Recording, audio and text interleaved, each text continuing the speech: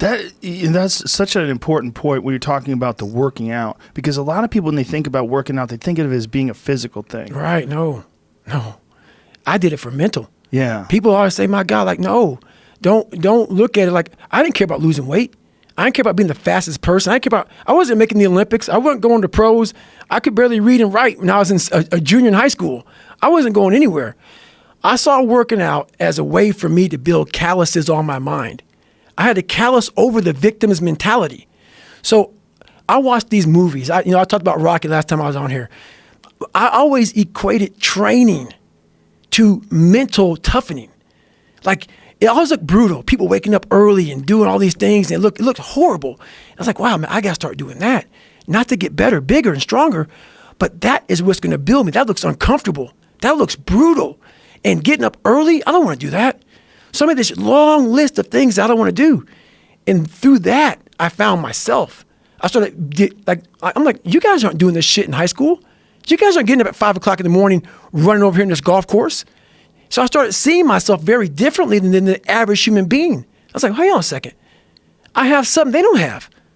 And that's when I started to develop these things through working out. It was this great, never-ending work ethic. And through work ethic, I developed self-esteem. Now, is this something that you learned? Is this something you learned yourself from exercise yourself? Or is this something you had read or heard about? Like, what made you equate doing this and doing these difficult things physically to mental toughness, to being, this is the discipline that you need in order to get your life out of the situation you're in? So I never read anything. I could barely read, so right. I wasn't reading back then. I watched a lot of movies, and I was really big into visualization. And I always equated working out to struggle. And I struggled my whole life, but I ran from it. So I started realizing, man, I got to start facing the struggle, and I got to be mentally strong for the struggle. So that's where I started coming up with, like, I'm training for life. Mentally, I'm training for life. I'm not training for, like, to lift 400 pounds. And I found out on my own pretty much, is that through discipline, through self-discipline, through repetition, through tons of repetition of the same thing that you don't want to do, and that's the key thing. Through repetition of things you don't want to do, you develop mental, like an armor for your mind. You start to armor your mind, because your mind's like, okay, we suffer every day. That's what we do. We do stuff that sucks every day. So then when the suck stuff comes, you're ready for it. And that's how I started coming up. I just started being very uncomfortable, and now it's like just a way of life.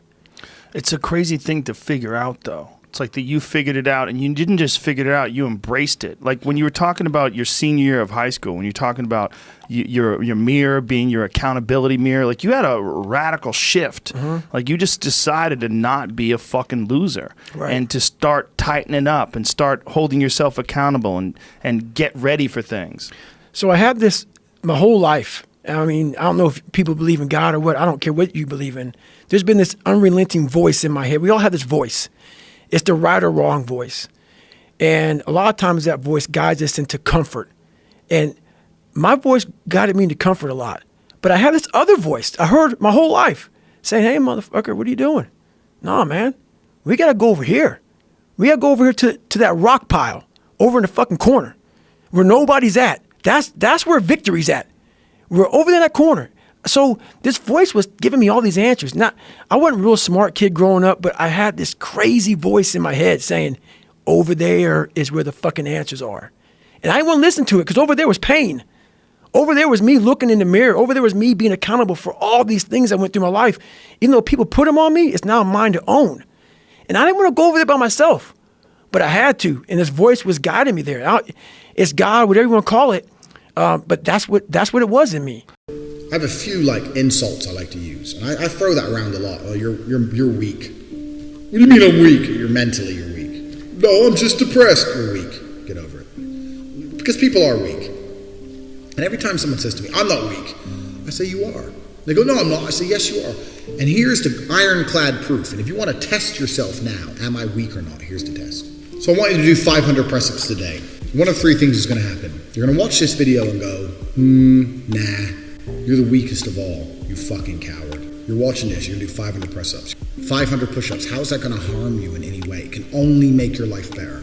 You might end up in a situation in the next few weeks or months or years where you're hanging from a cliff edge and someone's running to rescue you and you're hanging on with everything you've got and they get to you just as they're about to grab you, you lose your grip and you die by 0.2 seconds. That little tiny fraction. If you would have done these press-ups, you'd have been strong enough to survive. Or maybe someone's going to come attack you and your family. And these few press-ups you're going to do is going to make you strong enough to fight that attacker off. Because life is like that. It's that close sometimes. So you need to do these fucking press-ups today. You ain't got time to waste. 500. You don't know what's going to happen in the future. You might fucking need this strength. So if you don't do them, you're a real pussy. Second is you're going to have people who watch this video and go, yeah, all right, I'm mentally strong. I'm going to do 500 push-ups now. I'm going to do them.